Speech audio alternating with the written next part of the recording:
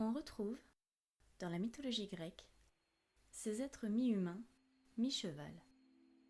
On les pense issus d'Ixion ou de Néphélé, ou bien de Centauros et des juments de Magnésie. Ces créatures étaient réputées pour leur violence, leur grossièreté ou encore leur manque d'hygiène. Un seul se démarqua, si bien qu'il eut l'honneur de rejoindre les étoiles. Le Centaure est un astérisme de l'hémisphère sud, l'un des plus vastes du ciel.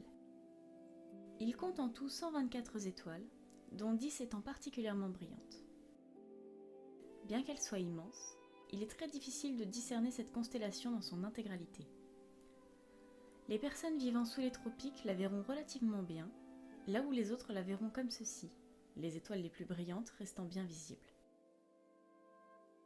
Les plus connues sont Alpha Centauris, également appelé Rigel Centaurus, et Beta Centauris, plus connu sous le nom de Hadar. Surtout, ne confondez pas le Centaure avec le Sagittaire. Ces deux êtres sont bien de la même espèce, mais il ne s'agit pas de la même entité. Au-delà du temps et de l'espace, comment cette créature mi-homme, mi-équidé s'est-elle retrouvée dans le ciel ?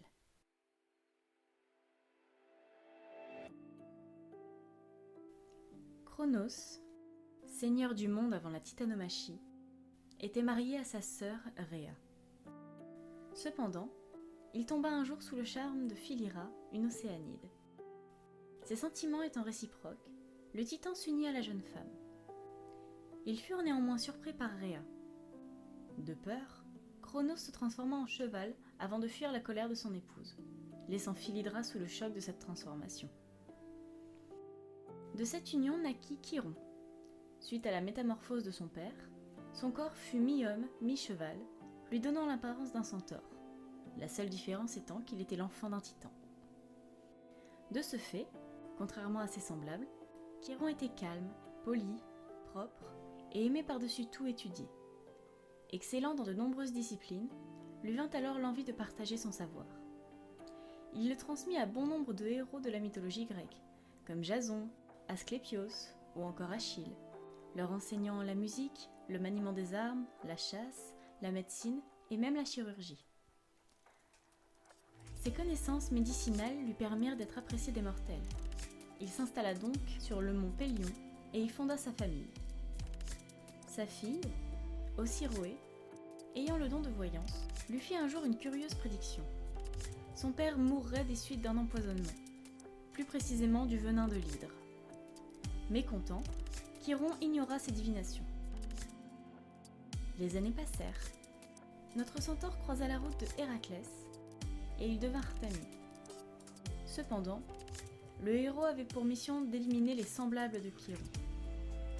N'étant pas ciblé suite à ses origines divines, Chiron se joignit au héros dans sa funeste quête. Ils combattirent ensemble, côte à côte, la confiance régnant entre eux. Malheureusement, dans le combat, une flèche du héros toucha notre centaure.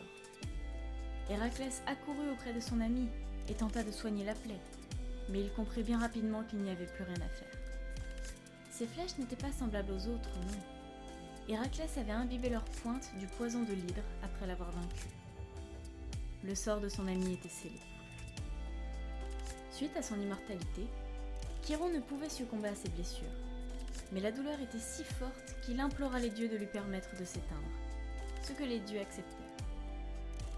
Chiron ayant passé sa vie à s'instruire et instruire les autres, Zeus lui accorda une place dans les cieux, lui octroyant de nombreux astres afin que sa sagesse et sa bonté soient à jamais visibles.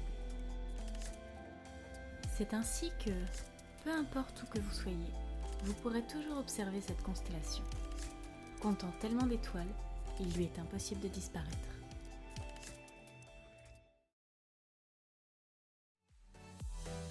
Ces flèches n'étaient pas semblables aux autres. Semblables. Ces flèches n'étaient pas semblables aux autres, non. Héraclès les avait imbibées. Ces flèches n'étaient pas semblables aux autres. Semblables, putain.